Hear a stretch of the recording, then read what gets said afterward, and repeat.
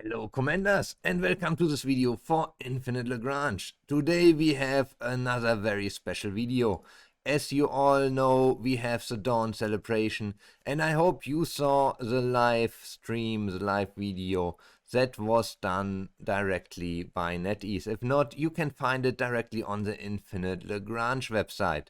Now, in that video, in that live event, we also had a very interesting fight between two Chinese players. And Damphyre and me thought it would be a great idea to analyze this battle a little bit more in detail, and that's exactly what we did. So I hope you will enjoy it.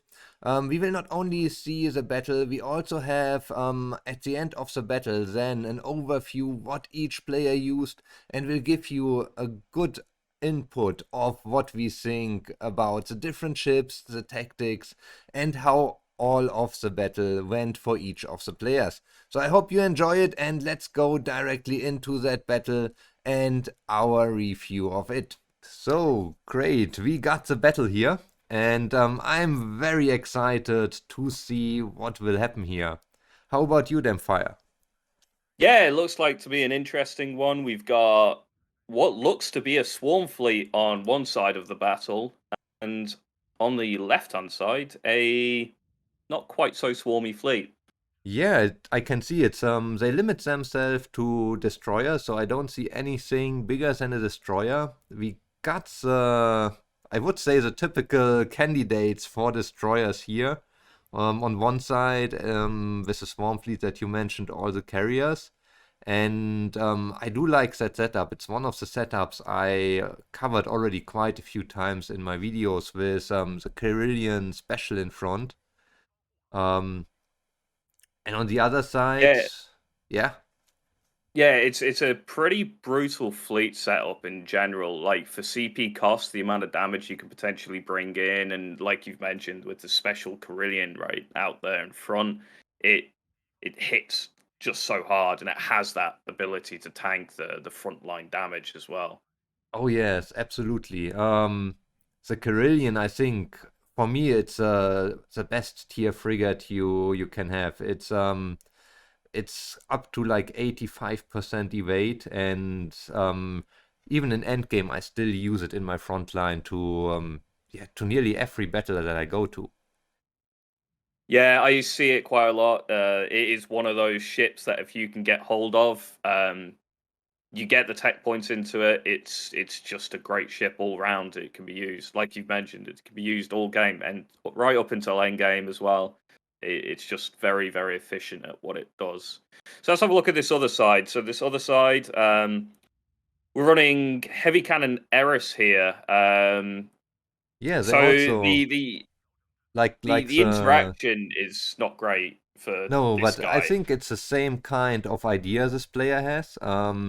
While our attacker here comes with a Carillion special with a high evade. Our I would call him our victim. He's bringing in the RSB. They also have, I think, they have around 40% evade, depending how you skill them. And they are destroyers, so you could think they work even better in a front line, but it doesn't really look like he has much luck here. Nah, I mean the biggest problem is yeah, okay, they can tank, they have 40% evasion, but we're talking about a hit rate, and if teched on the heavy cannon Eris, the hit rate's bad. It's now shooting the high evasion of a special Korean. It's just not going to hit it at all. It doesn't matter here.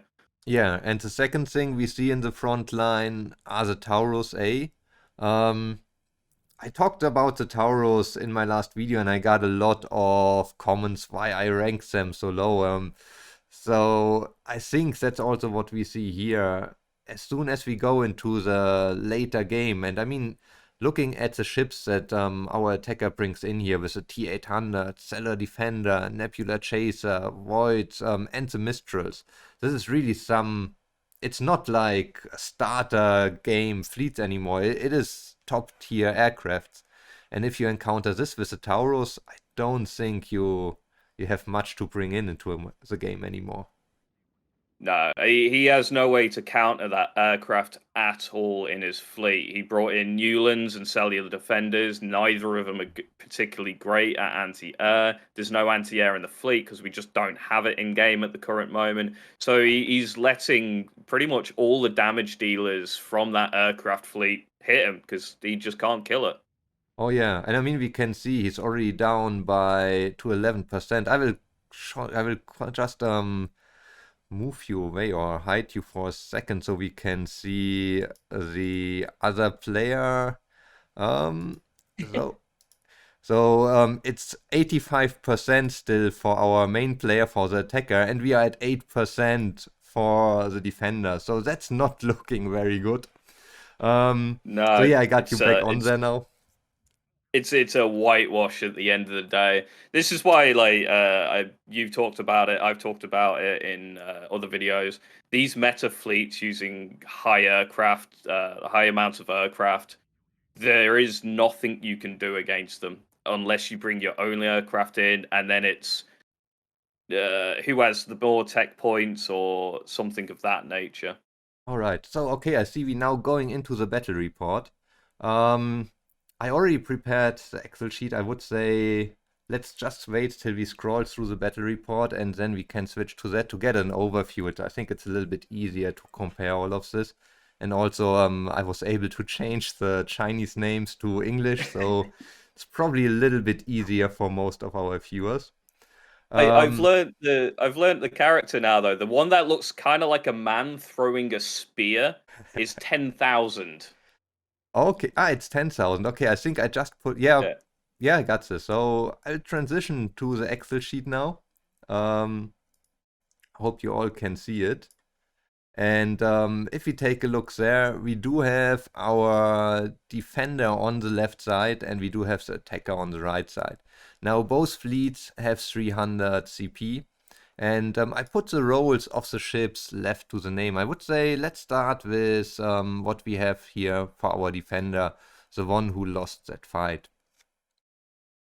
So looking at the defender, we are left hand side, right? So yeah, we have Yes. the evade tank, we have the Carillion S, the Taurus A, the Eris B, the series support, the Guardian dual purpose, the series aircraft variant, the cellular defender, and the B192 Yes. new So land.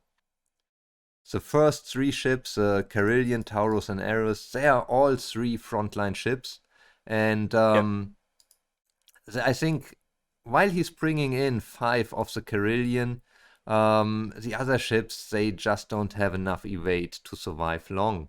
Even with the Ceres support, he also brought in five Ceres support, four repairs. It's not enough to keep it up against all that damage coming in here, and we can see that very nicely. I was very surprised to see that the Ceres support were doing the highest anti-air damage in his whole fleet. So That's just bad news, isn't it? You see yes, a it is. It series is. support doing that. And the Taurus was able to do like 6,600 damage, followed directly by the Stellar Defender with 5,600. But both these numbers, if we start now looking on the other side, our attacker, they are so small if we take a look what our attacker brought in with his Swarm Fleet here. So he also brought the Carillion Special in the front row, and that's his only tanking ship. Um, I think that's something that's always working very well in these meta fleets. Yeah.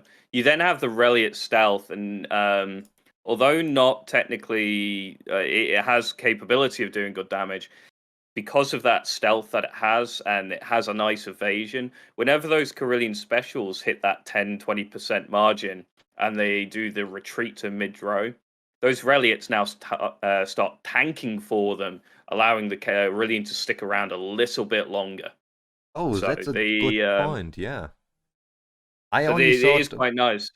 Yeah, I only thought about them for the system damage they bring in. We can see they did a total of 10,000 anti-ship damage. This does not include the system damage, but the Rayliat Stealth is also one of the few ships, and honestly, it's the best ships that can do that. Damage versus subsystems of enemy ships. So, but you're right, they will also work as a second line of tanks after the Carillion retreated. Yeah, it's quite nasty. I mean, even if say our defender had put in some Reliant stealths, it might have actually helped him out because those frontline Tauruses and Eris's, they could have dropped backwards into that mid row, and it allowed them to carry on targeting, and it actually like keeps their damage on the board a little bit longer that way. Yeah, but if we take a look at the aircraft he brought in, I mean, the T-800 didn't do the highest ship damage, which makes sense. Obviously, they were fighting anti-aircraft first, so Yeah. they only came up with 27k anti-ship. But then the Cellar Defender coming in with a whooping 40,000 damage anti-ship. This is huge. So I assume that he put them on the Guardian to have a higher lock on time because he's only bringing in 5 Guardians and 15 AC. So either he did that because of the command points, or he did this to Yeah, have different lock on times. or he's brought the Cellular Defender because of the high alpha, that 30% damage buff on the Guardian dual purpose is Oh yeah, quite that's also shiny helping. there. I also just want to highlight quickly, the Nebula Chaser is looking like they are very bad, but I want to highlight that he only brought in 5 Nebula Chaser, and they still did a nice 13,600 damage, so if he would have brought a total of 10, that would be like 27k, which would be close to what the T-800s did. Okay, as said, the T-800s, they were fighting aircraft first, but also the T-800s, there are 15 of them, not only 10. Um, I just want to make sure that we don't look at the Nebula Chaser like they performed very bad. What do you think Yeah. there for the other ships, the Void and the Mistral? So the Mistral's been brought on the Tundra aircraft. Now the Tundra aircraft has a just nice little boost of increased hit rate, just making those Mistrals hit in the air so damn hard. They barely miss shots at that point. So you can see even here with only 10 of them, they've hit higher anti-air damage than 15 T-800s, and that's just all the air damage in between the T-800 and Mistrals, and it's just knocked out the Cellular Defenders and the B-1992s, and you can see that in the Yeah, fight within like literally the first minute. they dropped so fast, it was crazy. And talking about dropping the aircraft, I don't see that very often. Not sure about you, but our player brought in the Void Elfins, which I think is interesting because they are I think, the highest evading you can bring into a fight, right? Yep, they are, especially with the buffs that they bring in. It's between them and potentially the Silent Assassin. I think I'd need to double check that Oh though. yeah, right. We also have the Silent Assassin as option. Yeah, but overall, I But have to the, say the setup this player brought in, it's pretty good. It's a very good sort setup of ships, and they work well together. yeah, yeah, definitely. This is very, very meta centric, and if you see fleets like this and you're not running anything that can counter that aircraft, you're gonna have a bad time. Unfortunately, like our victim here had. Oh yes, that was it was an easy fight for our attacker. So I think with this we got a nice review of that fight, and I hope we can do that a little bit more often.